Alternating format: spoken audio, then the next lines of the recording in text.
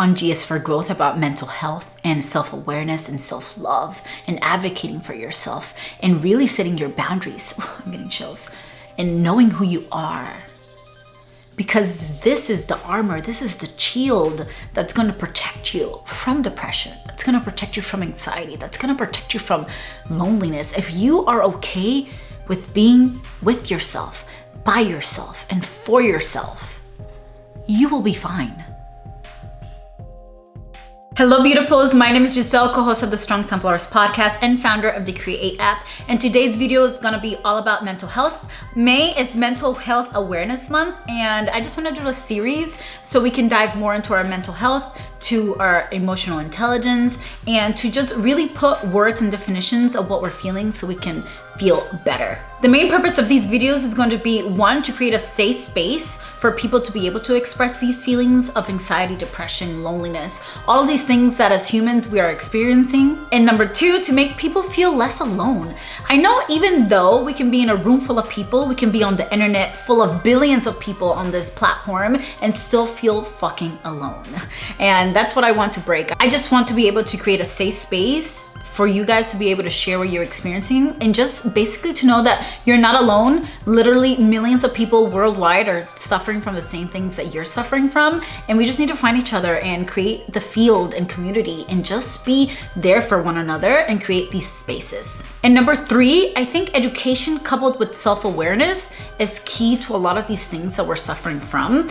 And again, when we put words that we can actually understand, so these things such as depression, anxiety, and loneliness, like once we can understand it and do something and have an action plan behind it, coupled with knowledge, I think that's very powerful. So if that's something that you're into, make sure you subscribe to this channel and let's get right into it. And even before we start this video, I wanted to give a disclaimer. If you're suffering from any of these and you feel like you can't do it alone, please tell a friend, tell someone, tell a professional, go get help.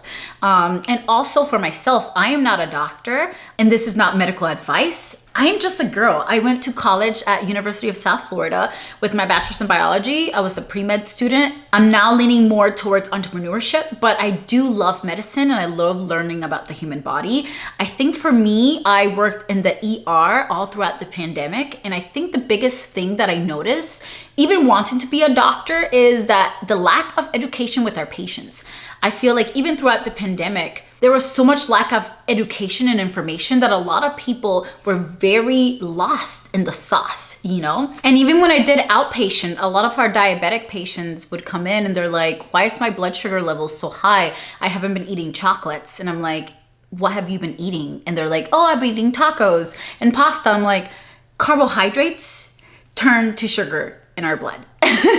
But these are just little things that a lot of people don't know, and I do believe that education is the best way to go. But let's talk about what I like to call the trifecta that's happening here in the United States, which is coupled with depression, anxiety, and loneliness. Let's jump right into depression. And the way that I broke up this video is getting the word, seeing the definition, and then seeing the clinical definition, and then seeing how our body works and seeing how we can fix the problem. So the clinical definition of depression is a mood disorder characterized by persistent feelings of sadness, hopelessness, and loss of interest or pleasure in activities. According to the National Institute of Mental Health, at least 17.3 million people have suffered from a depressive episode in 2019. We're in 2024 now, so that number must be up. And if we go back to the definition of depression, there's key words in there: sadness, hopelessness, despair. And I think Brene Brown with Atlas of the Heart does an amazing job being able to give us some emotional intelligence and putting real definitions into what these words mean. What does hopelessness mean? What does despair mean? What does true sadness, persistent sadness? So on page 101, she talks about hopeless and despair. Everything about these words is hard. First, they are both emotions and experiences that can lead to feelings of desperation and can pose serious threats to our well-being. Second, it is really difficult to separate these two constructs and talk about them as different experiences. Yet they are. In the despair research, the word hopeless is often used synonymously with despair. But in the research of hopelessness, we see very few mentions of concept of despair. So let's break it down. While hope is not an emotion, hopelessness and despair are emotions. So that's a very distinct difference right there. Hope is not an emotion. but hopelessness and despair are. So that's going to be a feeling. Hopelessness arises out of a combination of negative life events and negative thought patterns, particular self-blame and perceived inability to change our circumstances. When I read that part of perceived inability to change our circumstances really hit me. I just was watching Alex Hormozi. If you haven't been watching him, he is this multi-millionaire on a rant to help other people become millionaires. He's an amazing entrepreneur and his content on YouTube is top tier. But he was talking about depression and anxiety. And one of the definitions that he used for depression was, depression is the lack of options leading to hopelessness. So how do we fix or change that hopelessness? It's lack of options. How do we give ourselves options? Through knowledge. We have to go back and see, what don't we know and what can we change? He thinks very analytically, and I love that because it really gives a clear visual of like, hey, this is depression. Depression is the inability of having options. How can you give yourself more options in life? Just like with anything, whether it's your job, how can you give yourself more job opportunities, having more abilities, having more skills? So I think a lot of these things can be applied to emotions as well. In the book, Brene Brown goes on to say, hopelessness can apply to a specific situation, such as feeling hopeless about finishing school or feeling hopeless about our financial future, or to life more generally. So again, going back to that definition, to life more generally, it could be negative life events that just continue and continue and continue to happen. Like you can't see the light at the end of the tunnel. She also says despair is a sense of hopelessness about a person's entire life and future.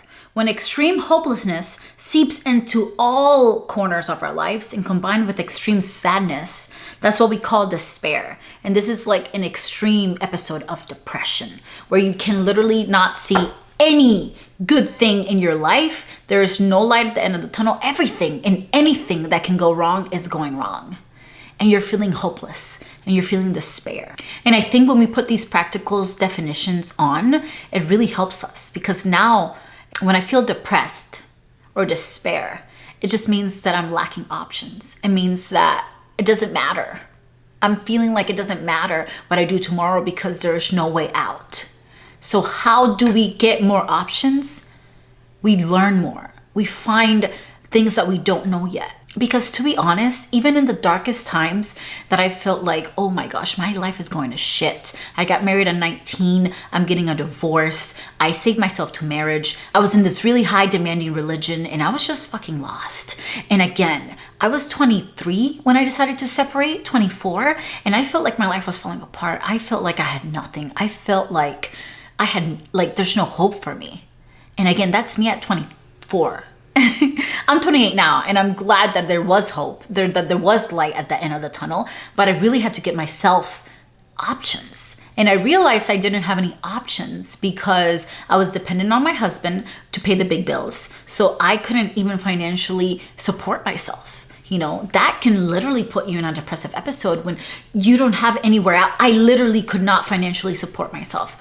So how did I get out of that? I got another job. I learned new skills. I elevated. I spend less because that was the big thing for me was finances. So again, when we're feeling depressed, I think knowledge and getting more options is truly something that can help us.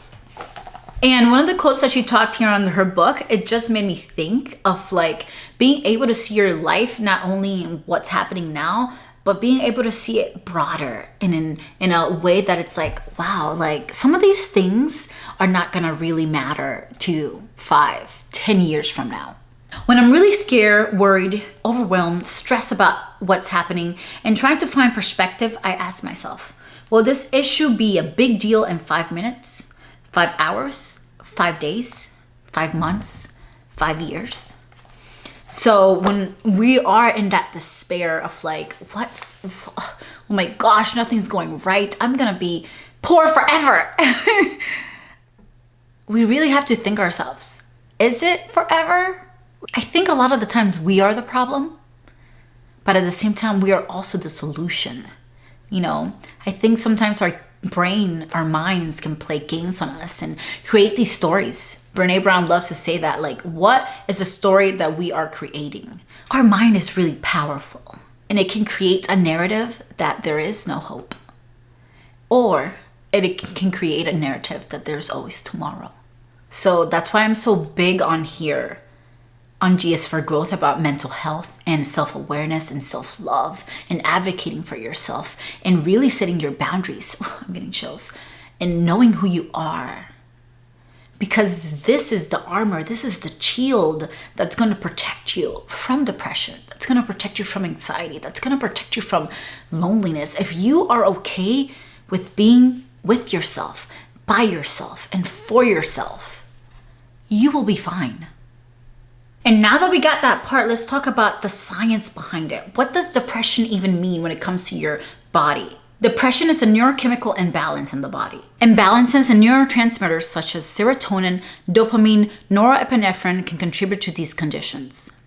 And now we have a scientific definition of depression. So what's happening in your body?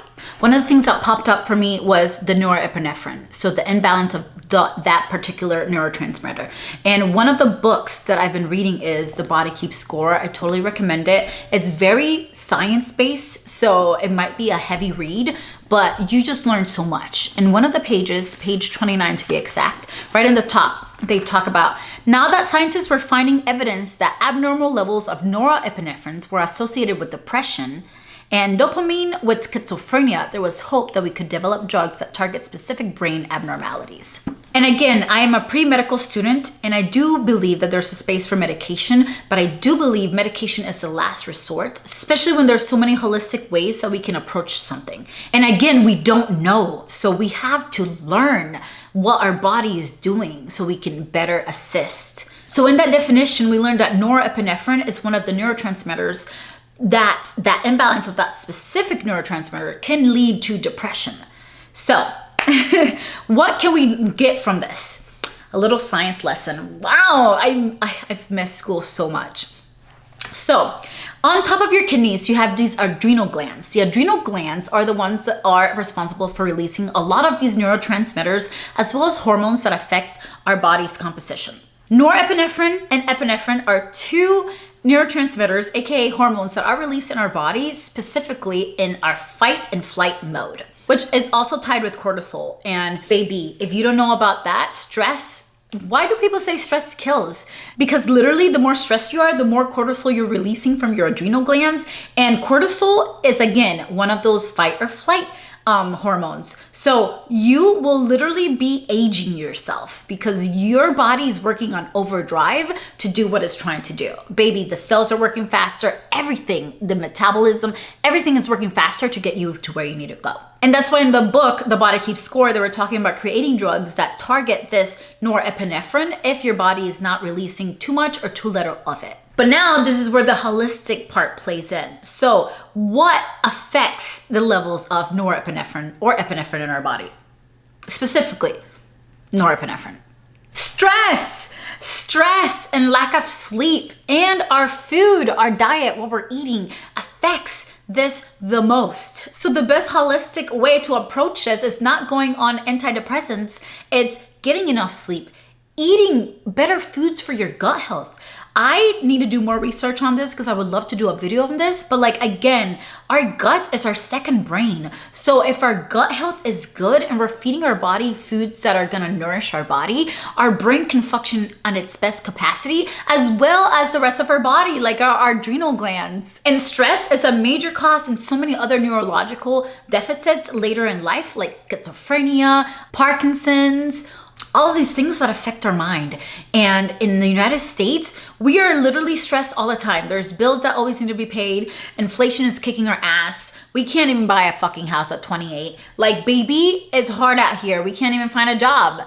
It's hard and it's stress, high levels of stress. And in Japan, I know that they were talking about this too, like really high levels of stress leading to more suicides, leading to more depression, you know? These are things that we don't talk enough about that correlate literally to the science in our body, because most of you don't even know what norepinephrine means and what it does. And even going deeper into it, I just watched a YouTube video on The Diary of CEO. If you don't follow that channel, his interviews are top tier. I freaking love him. So in The Diary of a CEO, he interviewed Gary Brecka, which is a biohacking expert. And he talked about certain genetic mutations in certain parts of our genome can lead to us being more prone to depression and anxiety.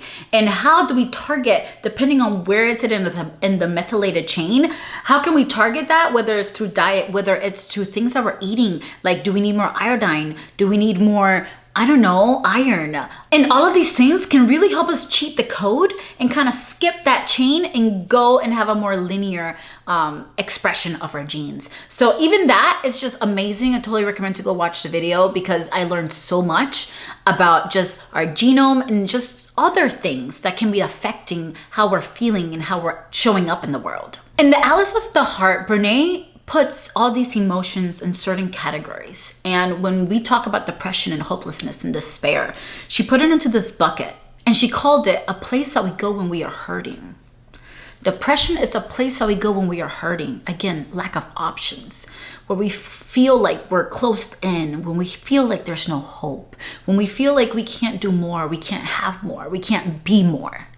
And I think this is where emotional intelligence is such a powerful thing, right? Let's take back our power and reverse engineer our solutions. We may not be able to change our life's negative events, but we are able to change our thought patterns. Our brain loves to create patterns, whether good or bad. If you haven't read Atomic Habits, it's an amazing book. And he talks about 4 ways to create a pattern and 4 ways basically to get rid of a pattern that we've created.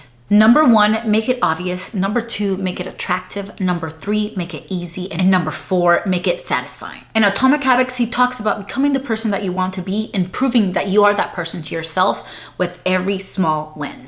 It's truly in our mind. Even when we're going through shitty things, we decide if we win or lose. And it also reminds me of things like when people have gone through really dramatic things in their lives. And what comes to my mind the most is like the Holocaust. When they interview Holocaust survivors, it's like the people that survived were the people that had the hope, but not the hope of like someone else is gonna save me. It's the people that had the hope that I can save myself, that I can do this, that I am strong enough to withstand whatever is coming my way to make it to the next day, that I might have freedom. And that's powerful.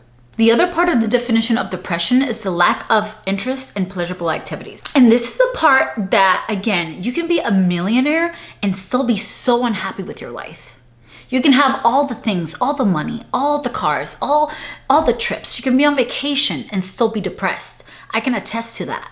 I was crying my ass off on a fucking island, Capri, Italy. Because if you haven't read The Fifth Agreement, I 10 out of 10 recommend. I talk about it on this YouTube channel all the time. The Fifth Agreement talks about the further we are from who we are at our core, who we're truly meant to be, the more misaligned that will be, the more unhappy, the more depressed, the more anxiety our life will bring us. So you can be in a job that you're making millions of dollars and still fucking hate your life because you're misaligned. Because true work needs to be done on ourselves to be able to be aligned with our purpose and what we're supposed to be doing. Whatever that is, if you're feeling those feelings, again, now we know it might be an imbalance in our neurotransmitters, but sometimes, and a lot of the times, has to do with our mind. Our mind is so powerful. And that's why I created this YouTube channel. That's why I have the Strong Sunflowers podcast. When we work on our mindset and our mind is good, our life is good. You know, I was going through the shittiest parts of my life. I remember when I got divorced, I moved in with my friend Zana. I was living at her house. She has 4 kids, a husband, a dog, an au pair. I was working at a scribe making $10 an hour. I didn't have enough to live. I was renting a room at her house for $400. It was a lot. But creating that podcast really helped me like, okay, Giselle, you really have to focus on your self-love and self-care and loving you with nothing, with everything, loving you in between all that, setting your boundaries, saying no, asking for help when you need it, failing your way to success. This is a failure. But guess what? It's only a failure if you stop here. When I was watching Alex Hormozi, he also talked about depression and as well as anxiety. And while depression is the lack of options, anxiety is too many options. You have too many options. But what does having too many options look like? Lack of priorities. Bam, there you go. Anxiety means too many options, and that means that you lack priorities. So how do we fix that? We gain priorities. What are our priorities? And then we work our lives towards that. Let's dig into the definition of anxiety. So anxiety means a mental health condition characterized by excessive worry, fear, or nervousness. In Atlas of the Heart, Brene Brown calls this places we go when things are uncertain or too much. And when it comes to anxiety, there's a quote here by Elizabeth Gilbert that says, "You are afraid of surrender because you don't want to lose control. But you never had control. All you had was anxiety." In Atlas of the Heart, Brene Brown talks about anxiety and how close, basically the same thing, anxiety is to excitement. She says, even though excitement is described as an energized state of enthusiasm leading up to or during an enjoyable activity, it doesn't always feel great. We can get the same coming out of skin feeling that we experience when we're feeling anxious. Similar sensations are labeled anxiety.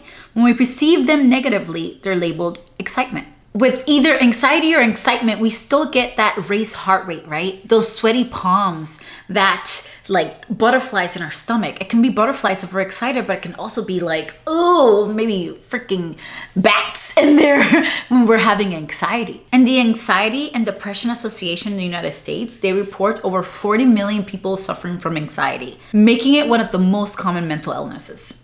We also have to remember that our body keeps score and our brain sometimes plays tricks on us, whether subconsciously or unconsciously. We have to keep feeding it the outcomes that we want. And sometimes it's gonna take weeks and months and even years at some point to rewire our brain to, hey, we're safe. Hey, we don't have to be here. Hey, this is not normal. And you can really see that in the book, The Body Keeps Score. It also explains reasons of why people stay in really abusive relationships. Why do people that have been traumatized or suffer from trauma stay in trauma or are more connected or geared towards trauma? Because that's what they know. So their body and their brain is like, hey, this is what we know. Again, it's a habit. This is what we know, and our brain loves habit because it's easy. To break a habit is hard. Especially if you've been doing it for so long. But I think this brings us to like self-awareness. I think the work that we do on ourselves is going to be the biggest project that we've ever had to work on in our lives. I've also heard anxiety explained as depression is leaning towards the past and anxiety is fear of the future. And when I think of anxiety, the word that pops up the most for me from that definition is fear. And being self-aware, it's really going to help us reflect on that. What are we afraid of? Because even when we talk about attachment styles, right? Anxious attachment style, what are they afraid of? You're afraid of being alone. You're afraid of being proven correct and being left. Because yes, you are correct. There is someone better out there. There is someone greater out there. You are not lovable. You're not good enough. There is someone better than you out there. And the fear of that creates that anxious attachment style. Like, hey, do you really like me? Hey, am I good enough for you? Hey, do you want to be together? We have to be really self-aware and like, where is it coming from? What is the root of the problem? And why are we feeling that way? Because again, the story we tell ourselves, it's not true. We have to look at life through actions and through like actual tangible things that we can see. If this person is literally driving 3 hours to come see you, he might fucking like you. These are conversations that we have to have with ourselves and have that self-awareness. Like, and I love, my therapist told me that even though I like to separate them, that is just one person, but my alter ego, Big G, like Big G doesn't sugarcoat. She tells me like it is. She is ruthless. But whenever I'm feeling anxious about something, I remember when I was in my 4-year situationship, you can go check out those videos in my channel when I talked about that. But I was so anxious because I was like, oh my gosh, are we together? Are we not together? Like, oh my gosh, you know, I was crying in Capri. That was why I was crying, because I was like, I like this man, but I don't think he likes me like that. And I don't think there's a future. And again, that anxiousness of like the future. Big G had to take over and she's like, okay, you have all this information. You have too many options. What are your true options? Because baby, what do you want? What is the options that are gonna give you your outcome? You're with this person that doesn't wanna be in a relationship. Do you wanna be in a relationship? Yes. Okay, what is real and what's not real? What's not real is the story you keep making up in your head that there's hope, that this man wants more kids, that this man wants to be with you and marry you. This man has told you multiple times he doesn't believe in marriage, he doesn't want a relationship right now, and he doesn't want any more kids. That is reality.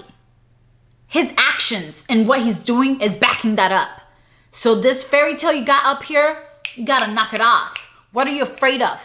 You're afraid that he'll leave? You're afraid that you won't be in this relationship? Then don't be in the relationship, because guess what? It's not even what you want anyways. Keep it pushing. But Big G really helps me like get out of my head and really focus in the present and what can I do now? Again, that action behind it. One of the quotes that I found while researching this topic was from Lao Tzu, and I would love to share it with you guys. If you're depressed, you're living in the past. If you're anxious, you're living in the future. If you're at peace, you're living in the present. And I just hope and wish for all of us to be able to live in the present. Another word that pops up in my head is worry. It reminds me of the definitions that we talked about with the neurotransmitters in anxiety and depression that are released by our adrenal glands. And when I think of worry, I think of back when I was younger. I did a video on this. My mom put me in Barbizon modeling school. I was so anxious, like to walk on the runway, to be in front of the camera, to be seen by so many people. And I remember I did trash wreck. But after I left that experience, I was like, hey, Giselle, you are really shy. You get a lot of anxiety being in a crowd, in a space where you're the center of attention. How can I fix that? And I think exposure therapy is one of the best ways to get rid of anxiety. Like, what are you really afraid of? You're afraid of being on stage? Then baby, let me put you on stage. Let me put you on stage. First time you're gonna be like, oh my gosh, that was a lot. Let's do it again. And then after that, let's do it again and again and again and again and again and again. And that's exactly what I did. I did exposure therapy. I came back to school. I applied for the school play, choir, theater, all of the things. I was on stage all of the time. And most of the times I was in the back, but baby, it was on stage. And then that gave me the confidence to, even being on stage, I don't necessarily get the sweaty palms. It's more, it went from anxious to excitement. Like, oh my gosh, we're gonna be on stage. We're gonna talk to thousands of people. Put me in, coach, put me in. But I really think that exposure therapy really helped me through that, because you get to see the result. You're anxious about the middle and the outcome, but maybe you get to see the outcome once you do it. And then you're like, oh, again, you're building that habit. You're building that stack of undeniable proof that, hey, I did this really scary thing and it wasn't that fucking scary. And this leads us to look at the bigger picture. And speaking of the bigger picture, let's talk about worldwide. Over 264 million people suffer from depression and anxiety worldwide. That's crazy. And again, going back to our definition of what depression and anxiety mean together, right? The loss of interest or pleasure in activities, leading people to isolate themselves. And this takes us to the next chapter of this, right? Which is loneliness. I feel like we don't talk enough about loneliness. It's like this huge ball of cycle, right? Like you're feeling unhappy, you're feeling sad, you're feeling hopeless, you feel depressed, then you isolate yourself because you don't want to associate. You don't find pleasure in any of these things that people are doing. And then you feel lonely because at the end of the day, we need a community. And then after that, it gives us anxiety to even go out in public because we haven't done it in so long. And we're scared of the future and we're still living in the past. So it's like this ball of cycle. That's why I call it the trifecta, because they usually come all together. And the definition of loneliness is a subjective feeling of isolation or lack of connection with others. In the Atlas of the Heart, Brené Brown talks about this emotion being the place that we go when we are seeking connection. We are social beings. We seek connection with others. And in Atlas of the Heart, there's a quote and it says, "True belonging is the spiritual practice of believing in and belonging to yourself so deeply That you can't share your most authentic self with the world and find sacredness in both being a part of something and standing alone in the wilderness. True belonging doesn't require you to change who you are. It requires you to be who you are. Loneliness has become one of the global's public concerns. 1 out of 5 people state that they feel lonely or have felt lonely in their lifetime. In the book, How to Know a Person, the author truly focuses on the power of being seen, heard, valued, and understood. Like, you can be in a room full of family and people that love you and care for you, but still feel so fucking lonely because you're not being seen. And it's not a space that you can be vulnerable in. How much do you accept yourself? Do you like spending time with yourself? Is being alone a problem for you? Are you willing to be authentically you? Because that's the only way that you will truly fit in and belong somewhere. When we are creating all these illusions and characters of who we're supposed to be and how we're supposed to act, people love us for that. But deep down, we're still unhappy because we don't feel seen. We're playing a character. It's not us. So the more authentically that we show up, and that's why I'm such a proud founder of GS for Growth and all the content that we create on the Strong Sunflowers podcast, like truly helping people be authentically themselves. And then when people truly love you for that, that's true belonging. You belong here because I love you, good, bad, mediocre. I love you. You don't have to put on a show for me. And when it comes to loneliness, we really have to start from the beginning. We have to create that space within ourselves first. We really need to get comfortable being alone. You literally don't need anybody. And at the same time, you need people, but you need the right people, right? Because again, we can do it on our own, but it truly takes a field because we're sociable creatures. We want the field to be by our side. But if the field is not good for us, then we won't grow the way that we need to. So first, having that self-acceptance, having that self-growth, that self-love, to know, hey, I love my company. I love who I am. Like, I love the way that I do mistakes. I love the way I learn. I know every nick and cranny about me. I am obsessed with me. You truly need to be obsessed with you and enjoy you so other people can enjoy you too without the fake stuff. Make sure that you are creating a field that supports you. Make sure that you are challenging negative thoughts in your mind. Like, oh, I'm not gonna go out because my friends don't even want me to go. That's a lie. Make sure that you challenge that and that you're thinking, again, creating new habits to create the life that you want. And I'd say, make sure you cultivate gratitude because that's truly one of the strongest shields that we can have is gratitude. Through depression and feeling like we don't have any options, find what you do have and be grateful for that.